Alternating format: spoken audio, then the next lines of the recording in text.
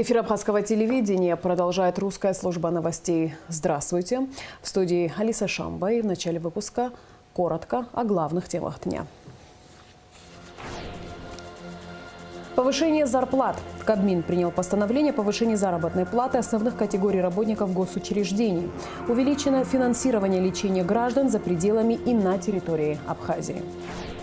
Механизация труда. В Галском районе за счет средств местного бюджета приобретена спецтехника. Мечты сбываются. В рамках проекта КБФ «Ашана» желание 22-летнего Даниила полетать на вертолете сбылось. «Не отнимай у себя завтра». В Сухуми прошла акция «Молодежь Абхазии против наркотиков», приуроченная к Международному дню борьбы с наркоманией и незаконным оборотом наркотических средств. Кабмин принял постановление о повышении заработной платы основных категорий работников госучреждений области здравоохранения, образования, культуры, спорта и социального обслуживания в 2023 году. На 30 миллионов рублей увеличено финансирование лечения граждан за пределами и на территории Республики Абхазия. Кроме того, увеличены суммы, выделенные на приобретение медицинских препаратов и передачу их государственным медучреждениям. На очередном заседании Кабмина были приняты решения по 15 вопросам. Подробнее в репортаже Гугуцы Вардания.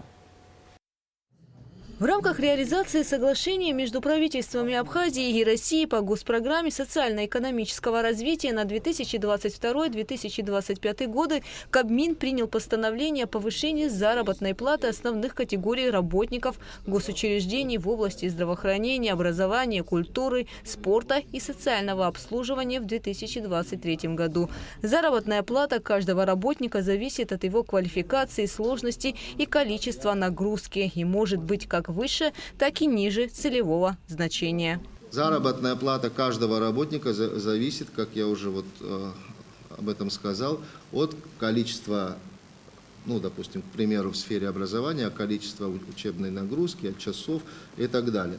У нас есть детализированная расшифровка по каждому получателю этих средств. К примеру, если целевое значение установлено в среднем 23 тысячи, либо 26 тысяч рублей, а с 2023 года предлагается педагогическим 26,8, это не говорит абсолютно о том, что каждый преподаватель, каждый учитель средней школы должен получать 26 800 рублей. Дело в том, что, еще раз повторюсь, все зависит от нагрузки.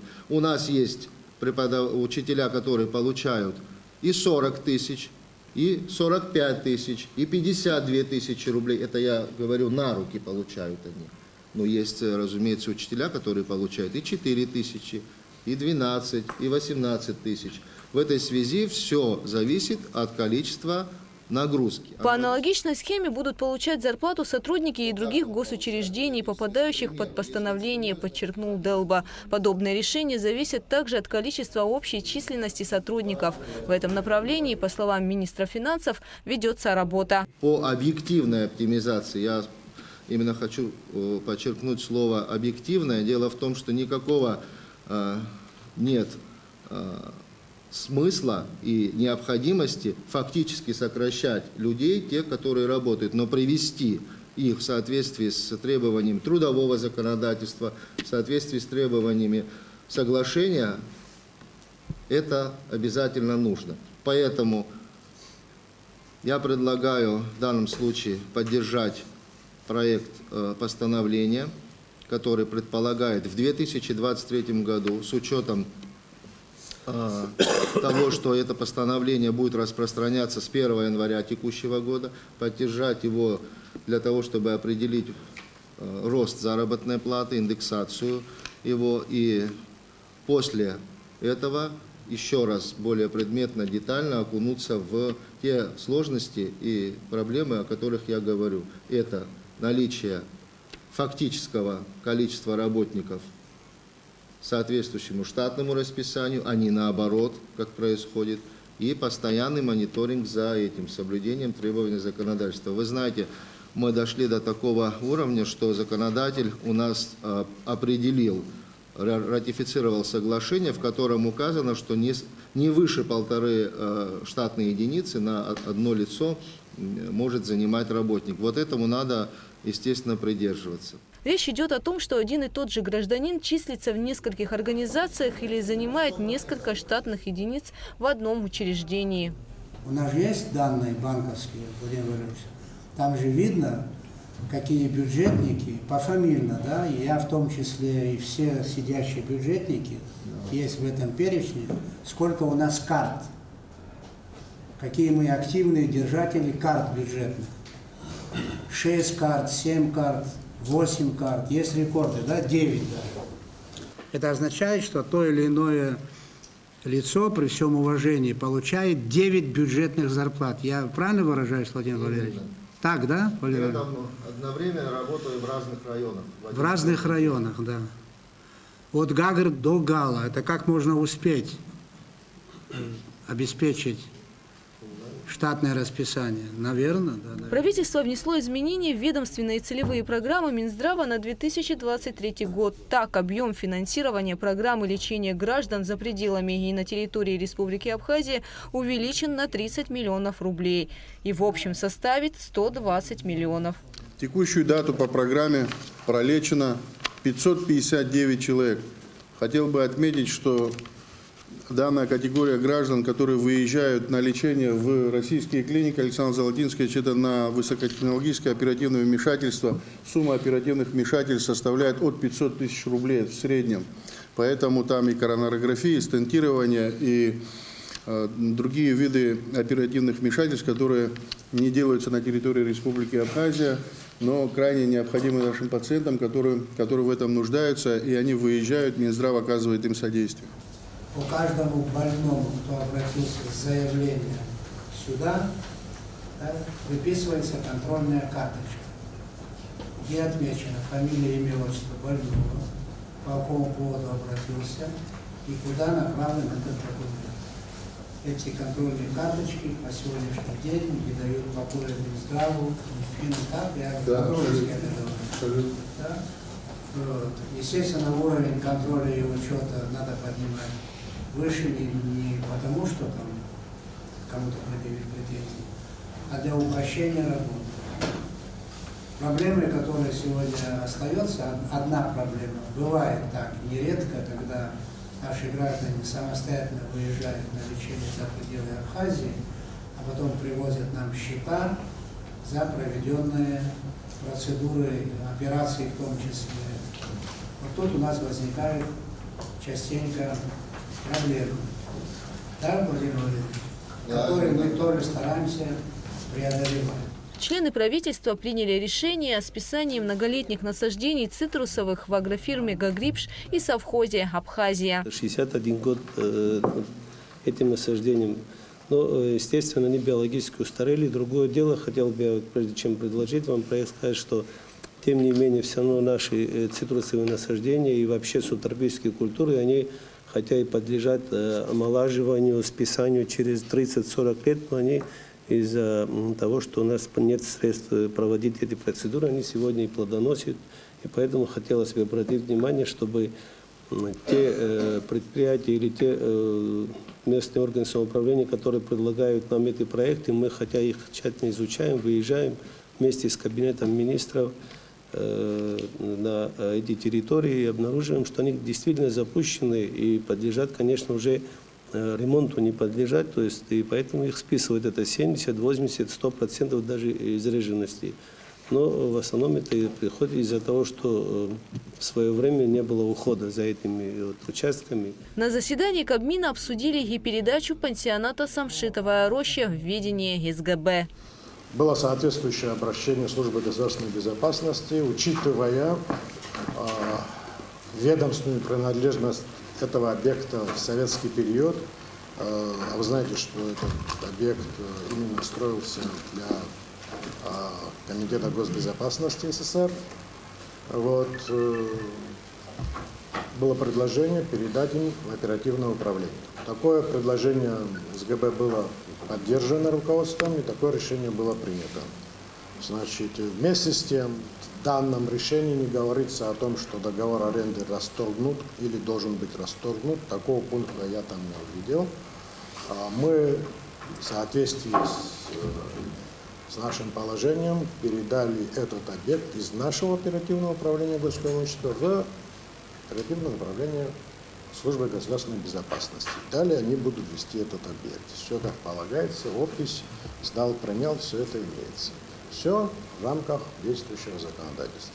Собственник вправе государства определить, кто будет тем или иным уполномоченным органом, и который будет вести оперативное управление над этим объектом. Так же, как и над другими объектами тоже. У нас есть 117-е постановление, где республиканская собственность закреплена за разными ведомствами, начиная от госского имущества и другие министерства, ведомства, и, значит, муниципальные власти также имеют свои собственность в оперативном управлении. В рамках совещания затронули тему имущественного комплекса дома отдыха «Псоу», расположенного в поселке Цандрипш Гагарского района, стоимость которого Кабмин оценил в 500 миллионов рублей. Был конкурс объявлен, к сожалению, заявок не поступило. Значит, мы также сделали объявление, что прием документов прекращен в связи с тем, что срок истек. По закону там 25 дней мы должны принимать заявки. Заявок нет. Теперь, значит, есть там другая ситуация. Это мы выполняли решение суда. Понимаете? Решение суда. В соответствии с решением суда мы должны аннулировать договор аренды, который сейчас действует. Сейчас мы переходим к другому вопросу. И дальше, я думаю, что Александр Золотецкий, это очень большой объект, 13 гектаров. На берегу моря, первая полоса, и объект большой, сложный, мы должны принять управленческое решение. Мы, да, расторгнем этот договор в соответствии с требованием, значит, суда, в соответствии с судебным решением. Дальше, что нам делать с этим объектом? Будем опять на приватизацию или же найдем другую форму его использования? Вот, чтобы иметь... Цена, которую мы здесь объявили, это только начальная цена, этот объект стоит намного дороже. Такова наша позиция. Нас хотят сейчас принудить посредством неких обращений в суд там, и так далее. В суд можно обратиться. У нас есть гражданский кодекс. Есть, правда, некоторые недостатки в законодательстве об оценочной деятельности. Но, к великому сожалению, практика показывает, что многие оценочные конторы десятки раз занижают реальную стоимость объекта. Кабинет министров принял распоряжение о проекте плана консультаций между МИДами Абхазии и России на 2023-2024 годы. Министерству экономики поручено до 15 июля разработать и представить на утверждение индикативный план социально-экономического развития для последующего составления основных характеристик бюджета следующего года. Органы управления внебюджетными фондами должны будут представить проекты бюджетов до 1 октября.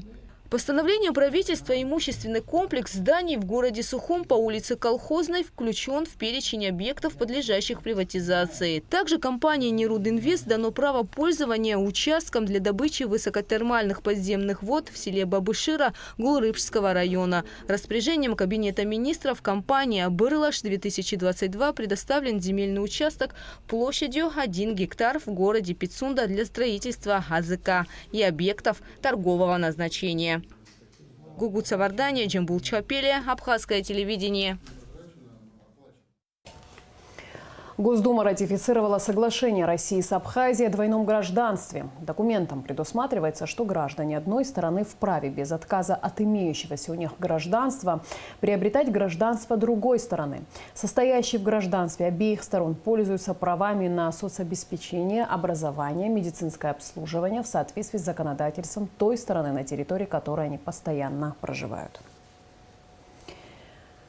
Министр иностранных дел Инал Ардзинба прибыл в Турецкую республику, сообщает медиацентр МИД. В офисе полномочного представителя Республики Абхазия в Турции прошло совещание с участием полномочного представителя Ибрахима Авицба и председателя Федерации абхазских культурных центров Мурата Махария. Была подчеркнута важность активизации работы с соотечественниками в Турции, расширение международных контактов в Абхазии с участием российских коллег, а также интенсификации информационной политики. В Анкаре Инал Арзанбов встретился с чрезвычайным и полномочным послом Российской Федерации в Турецкой Республике Алексеем Ерховым. Дипломаты акцентировали важность реализации совместных проектов в рамках функционирования механизма координации внешнеполитической деятельности между Республикой Абхазия и Российской Федерацией. Инал Арзанбов также встретился с председателем партии Родины Дугу Перинчеком. В ходе встречи Дугу Перинчек заявил: наша главная общая цель – это признание государственного суверенитета Абхазии со стороны Турции. Уверяю вас, мы добьемся этого в самое ближайшее время общими усилиями. И особо подчеркнул, что 90% граждан Турции поддерживают внешнеполитический курс Российской Федерации. Заместитель министра иностранных дел Абхазии Иракли Тужба обсудил повестку дня предстоящего 58-го раунда женевских дискуссий со спецпредставителями ЕС и ОБСЕ по Южному Кавказу Тайво Кларом и Виарелом Мушану, а также ООН Джихан Султаноглу. Иракли Тужба в очередной раз подчеркнул, что для абхазской стороны вопрос подписания документа о неприменении силы между Республикой Абхазия и Грузией остается ключевым аспектом. Говоря о ситуации с безопасностью в регионе, Иракли Тужба отметил, что она остается относительно спокойной. Однако призывы об открытии так называемого второго фронта в Абхазии вызывают обоснованное беспокойство, и к этим заявлениям в республике относятся предельно внимательно и серьезно. Проведение 58-го раунда международных женевских дискуссий по безопасности и стабильности в Закавказье намечено на 11-12 июля. На территории Сухумского аэропорта имени Владислава Арзанбова прошли совместные межведомственные учения погранотряда СГБ Абхазии и погрануправления ФСБ России в Абхазии, а также специальных подразделений республики при содействии воздушных сил Минобороны. Подробнее в материале пресс-службы СГБ.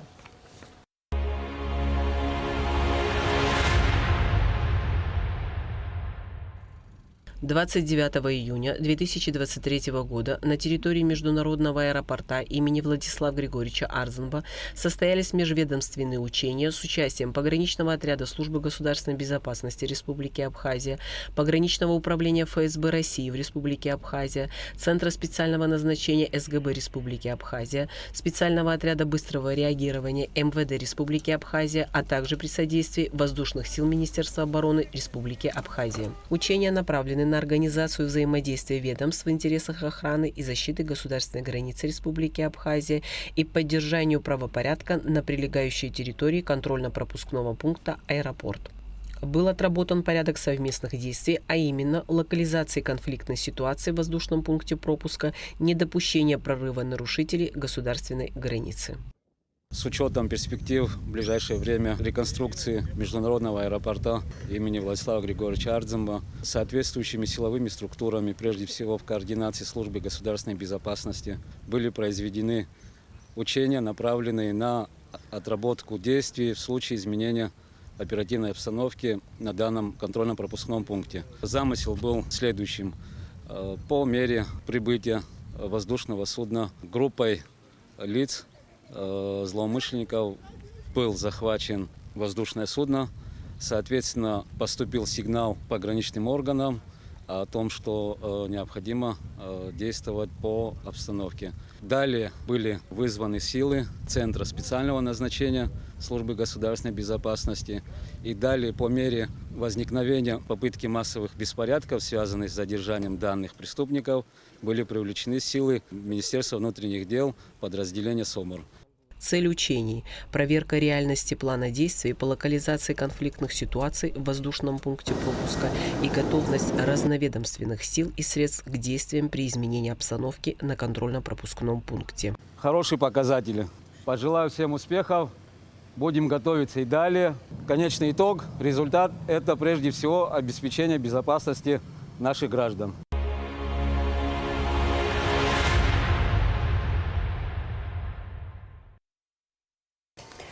В Министерстве внутренних дел прошла процедура уничтожения наркотических средств, психотропных веществ и наркосодержащих растений, хранимых в качестве вещественных доказательств по 256 уголовным производствам. О том, как прошла процедура, в репортаже пресс-службы МВД. В Министерстве внутренних дел прошла процедура уничтожения наркотических средств, психотропных веществ и наркосодержащих растений, хранимых в качестве вещественных доказательств по 256 уголовным производствам. В данный момент нами будет уничтожено более 5 килограмм уже готовых к употреблению наркотических средств, изъятых из незаконного оборота, по 256 уголовным делам. Согласно пунктам 94-96 инструкции о порядке изъятия из незаконного оборота наркотических средств, психотропных веществ и их прекурсоров, инструментов и оборудования, находящихся под специальным контролем и используемых для производства и изготовления наркотических средств и психотропных веществ, а также их учета, хранения, передачи, использования и уничтожения, приказом министра внутренних дел Роберта Кьют была создана специальная комиссия. В состав комиссии под председательством первого заместителя министра Руслана Ажиба включены руководители подразделений Министерства внутренних дел, экспертно-криминалистического центра, Управление по контролю за оборотом наркотиков, Управление уголовного розыска и Управление собственной безопасности МВД Абхазии. Для участия в специальной комиссии приглашены депутаты Народного собрания парламента Республики Абхазия, представители Генеральной прокуратуры Республики, Службы государственной безопасности, Министерства здравоохранения Абхазии, Государственного комитета по экологии и охране природы, Службы судебных исполнителей и члены Общественной палаты Республики Абхазия. Членам комиссии были предоставлены сведения о наименовании и количестве, весе, объеме уничтожаемых веществ, а также о таре упаковки, в которой они хранились. Об уничтожении наркотических средств, психотропных веществ и наркосодержащих растений, исследованных в экспертно-криминалистическом центре МВД Абхазии, подлежащих уничтожению по постановлениям судов, составлен акт с прилагаемым списком наименований. Еще один материал пресс-службы МВД. Сотрудниками Управления экономической безопасности и противодействия коррупции изъято порядка 6 тонн несертифицированной алкогольной продукции. Проверка проводилась в Гагре и Пицунде. Сотрудниками Управления экономической безопасности и противодействия коррупции МВД Абхазии изъято порядка 6 тысяч литров несертифицированной алкогольной продукции. Проверка на предмет реализации несертифицированной алкогольной продукции проведена в городе Гагра и в Пицунде. В общей сложности выявлено и изъято около 6 тонн бутилированного, а также разливного вина и водки кустарного производства, различных алкогольных напитков без соответствующих документов, фасованных в разнородную тару и тару, маркированную известными брендами виноделия Абхазии. В результате исследования отобранных образцов в Государственном комитете по стандартам, потребительскому и техническому надзору выявленная и изъятая алкогольная продукция признана непригодной к употреблению и подлежит уничтожению. Профилактические мероприятия с целью выявления продукции, не соответствующей качеству и стандартам, в частности вино-водочных изделий суррогатного и контрафактного производства, реализуемых в розничной торговле на территории городов и курортных районов республики, сотрудники Управления экономической безопасности и противодействия коррупции МВД Абхазии совместно с Государственным комитетом по стандартам, потребительскому и техническому надзору проводят систематически. Реализация продукции без сертификата соответствия, удостоверяющего безопасность для жизни и здоровья людей, является административно наказуемым правонарушением, и лица, занимающиеся противозаконной деятельностью, будут привлечены к ответственности. В Минздраве в режиме видеоконференц-связи прошло совещание по вопросам гармонизации законодательства между Абхазией и Россией в сфере здравоохранения. С абхазской стороны председательствовал министр Эдуард Будва. Российскую рабочую группу возглавляет первый заместитель министра здравоохранения России Виктор Фисенко. Эдуард Будва и Виктор Фисенко обсудили вопрос устранения концептуальных противоречий между законом Абхазии о здравоохранении и федеральным законом об основах охраны здоровья граждан в России. Также обсудили разработку и принятие Минздравом Абхазии правил определения критериев оценки качества оказания услуг медицинским организациям. В ходе совещания были подняты вопросы развития современного передового направления телемедицины. Печальная весть. На 52-м году ушел из жизни российский историк и археолог, кавказовед, заслуженный деятель науки Абхазии, член научного общества кавказоведов России Александр Юрьевич Скаков. Александр Скаков – автор более 200 научных статей по археологии Кавказа эпохи поздней бронзы.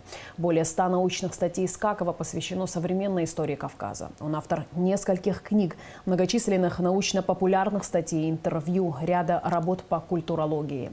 Особый вклад в дело развития абхазской археологии исследователь внес в ходе совместных абхазо-российских экспедиций экспедиции Джантухский могильник, ранее античное поселение Гюенос. За годы сотрудничества с Абхазским госмузеем и его директором Аркадием Джопуа в научный оборот были введены сотни археологических предметов из металла, керамики и камня. Александр Скаков был настоящим профессионалом своего дела и большим другом Абхазии, отмечается в сообщении коллектива Абхазского государственного музея. Галский район считается одним из сельскохозяйственных центров Абхазии. Здесь много ореховых и цитрусовых плантаций. Также в больших объемах выращивают кукурузу. За счет средств местного бюджета приобретена спецтехника, которая намного облегчит труд крестьян. Все детали у Шазины Ханагуа. Для обработки сельскохозяйственных насаждений администрацией Галского района закуплены 2 мини-трактора. По словам главного агронома Галского района Лири Шони, такая техника удобна для опрыскивания, культивирования, окучивания и других видов обработки. Следует отметить, что на базе района таких мини-тракторов раньше не было. Трактора-то были МТСовские, но они все как бы на базе Беларуси, это большие трактора. Вот благодаря главе администрации района были приобретены вот эти вот трактора, что видите. Ну, один из них вот на 35 лошадиных сил, что стоит, оно было приобретено в 2022 году, в ноябре месяце. А в 2023 году было приобретено 50 лошадиных сил, вот стоит он перед вами. Буквально месяц тому назад было завезено, тоже, естественно, благодаря администрации, главе администрации нашего района. Но сейчас в данный момент мы комплектующие здесь вот навесное оборудование, но, слава богу, тоже уже вопрос решен. Вопрос, наверное, буквально дней 15 и тоже завезем, и все будет уже нормально. То есть навесным оборудованием тоже у нас проблем никаких не будет. Как рассказал журналистам главный агроном Галского района Лири Шони, один трактор был приобретен в ноябре 2022 года. Его стоимость 900 тысяч рублей. Второй трактор купили уже в 2023 году. Он мощнее и дороже. 1 миллион 690 тысяч рублей. Ну, у нас район аграрный, как вы знаете. У нас очень большое количество плантаций ореховых. И вот такие как раз трактора между рядами, это сами раз. И как бы для опрыскивания. Потом у нас район большой, кукуруза у нас до 3000 гектаров. В этом году фактически уже посев завершен. Вот надо культивировать, окучивать, обрабатывать. Так что техника точно не помешает. В день тракторы мощностью 35 и 50 лошадиных сил могут культивировать до 2,5 гектаров и опрыскивать до 4 гектаров. В Галском районе 10 гектаров земли засеяно кукурузой. Урожай с этого поля будет выделен в качестве гуманитарной помощи малоимущим семьям. Это благодаря тоже главе администрации, он помог, изыскали они средства и вот посадили. Обрабатывать будем, естественно, мы обрабатываем. Вот сегодня вот трактор один из них обрабатывал эти же плантации. Вот, и даст Бог, будет урожай нормальный. Обратно же это все выделяется малоимущим. Люди обращаются, у кого-то там проблемы, какие-то свои, ну, мало ли что, у кого-то там урожай не уродился, и в таком случае администрация помогает. На базе районной машино-тракторной станции 22 единицы спецтехники. Последний раз парк обновлялся в 2018 году. Шазина Ханагуа, Сария Кварацхеля, Заур Кварчия, Абхазское телевидение. Верите ли вы в чудеса? Возможность исполнения желаний? Даниил Павлюк теперь верит, ведь его главная мечта исполнилась. 22-летний Даниил в рамках проекта благотворительного фонда «Ашана» загадал желание полетать на вертолете. И благодаря неравнодушным людям, готовым помочь, желание сбылось. Ведь любые чудеса, как известно, случаются именно благодаря человеческой воле. В рамках проекта «Искусство без границ», реализуемого культурно-благотворительным фондом «Ашана» совместно с Русским драматическим театром и при информационной поддержке «Спутник Абхазия» сбылась мечта Даниила Павлюка. Молодой человек загадал желание, для исполнения которого отозвались многие люди. Как рассказала мама Даниила, Галина Павлюк, однажды ему довелось полетать на самолете, и с тех пор мальчик постоянно просил маму снова подняться в небо. Вот благодаря благотворительному фонду, которые попросили написать о мечте мальчика. То есть я вспомнила, что ему очень хочется полетать вновь. И он не умеет писать. Я сама от себя левой рукой написала его мечту. И вот мы здесь. И мы очень благодарны, и мальчик очень рад, с кучей эмоций. Моя коллега, корреспондент абхазского телевидения Асида Малия, также помогла в исполнении желания Даниила.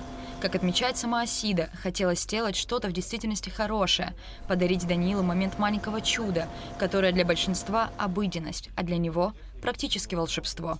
Я когда узнала об этой акции, но у нас в Абхазии все намного проще.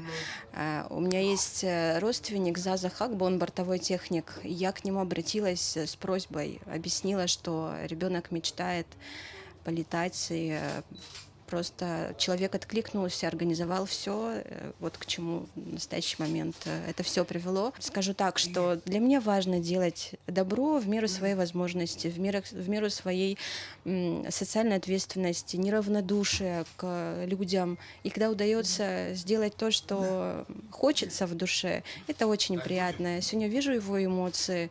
То, что для нас обычно, мы на вертолетах, может, несколько раз летали, для других это нечто большее. И почему бы не делать то, что мы можем, для тех, для кому это важно.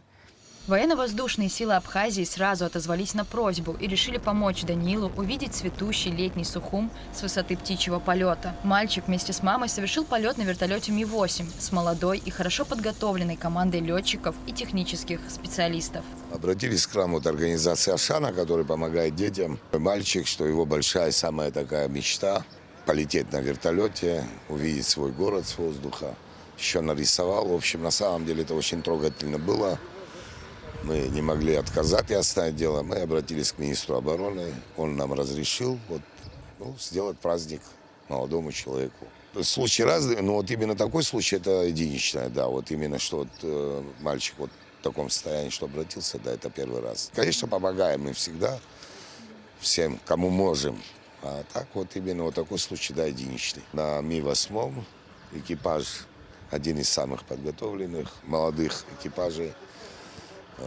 Там командир Гунба, вот помните, вот по параду, который отличился.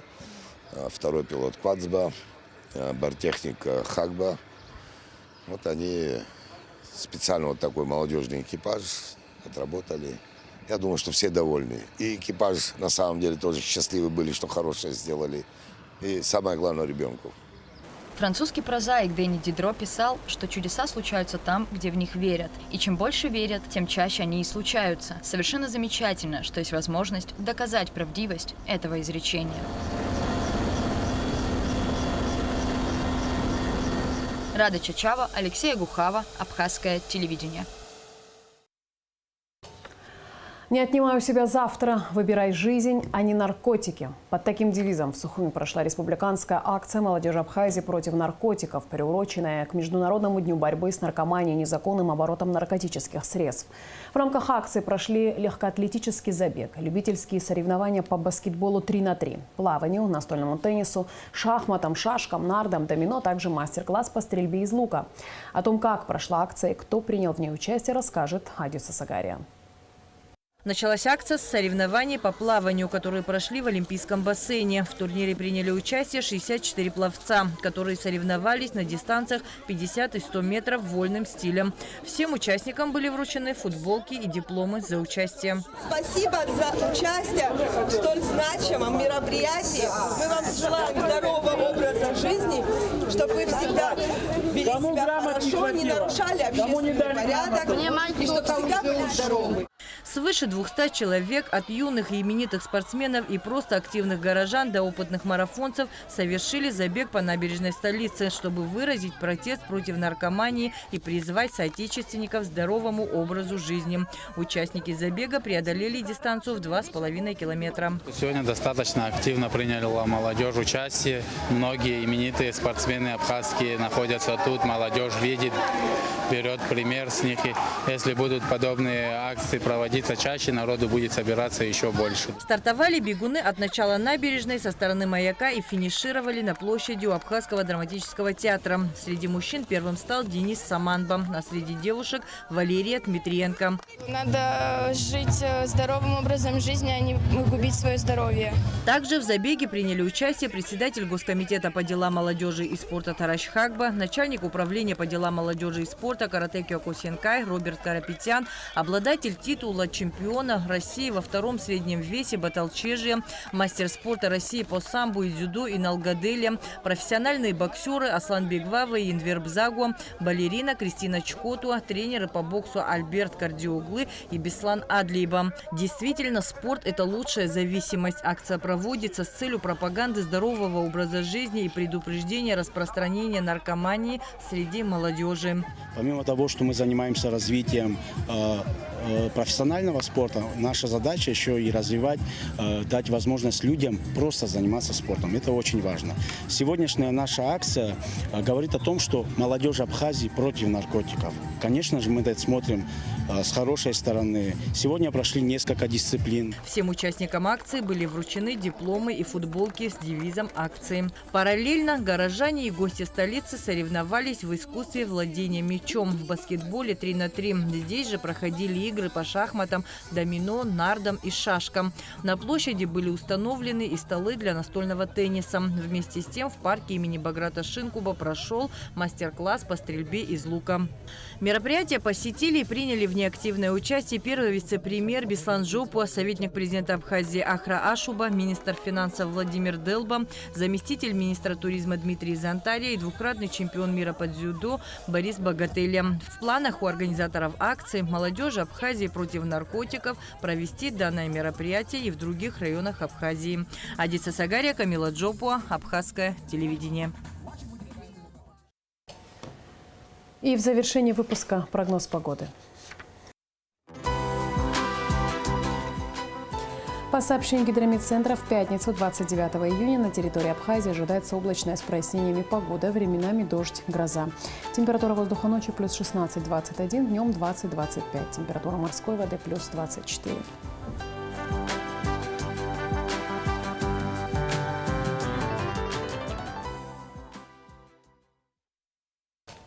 На этом наш выпуск завершен. Всего доброго и до встречи в эфире.